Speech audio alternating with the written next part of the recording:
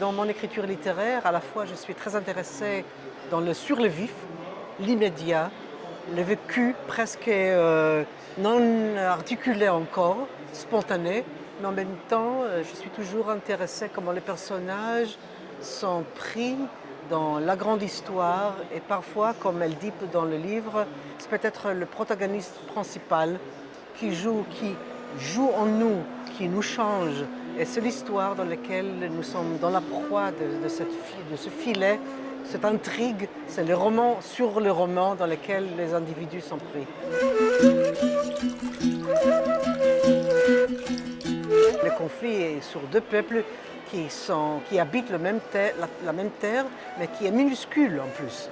Donc la cohabitation est sur un terrain très très serré. Donc déjà il y a le corps à corps dans cette densité. Et puis il y a le surimpose d'un récit sur l'autre. Et ce sont des récits religieux qui sont très passionnels.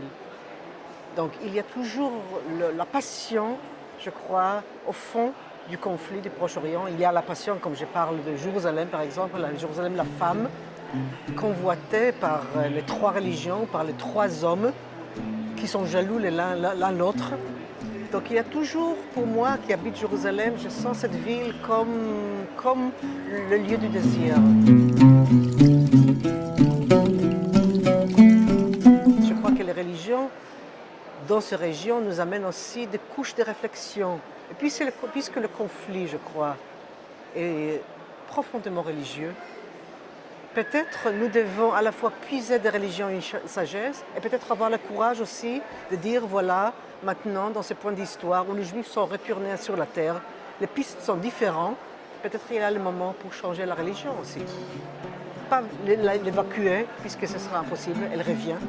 Alors au lieu de prétendre qu'on peut évacuer la religion, peut-être dans la spiritualité, mais conjuguée de nos jours avec audace, avec liberté par rapport à la tradition, respect et liberté à la fois, nous pouvons peut-être réinventer une autre rencontre entre les trois religions. Dans ce roman, je rêvais à travers le terme juif de la jachère, où la terre est ouverte à tout le monde chaque 7 ans, où l'argent, les dettes sont abolies.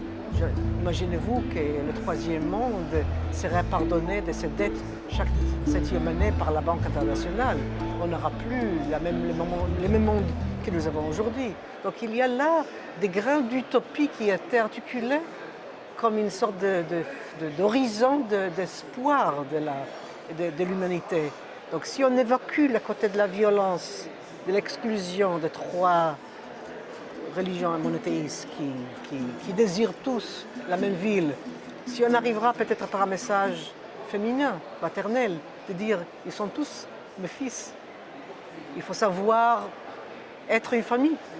Et à ce moment-là aussi réanimer de grands espoirs, peut-être c'est ça la signification de Jérusalem aujourd'hui.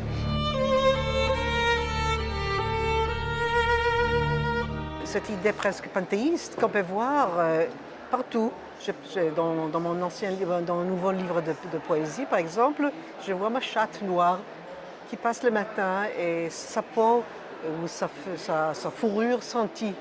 Et en même temps, j'ai les plantes sur le balcon.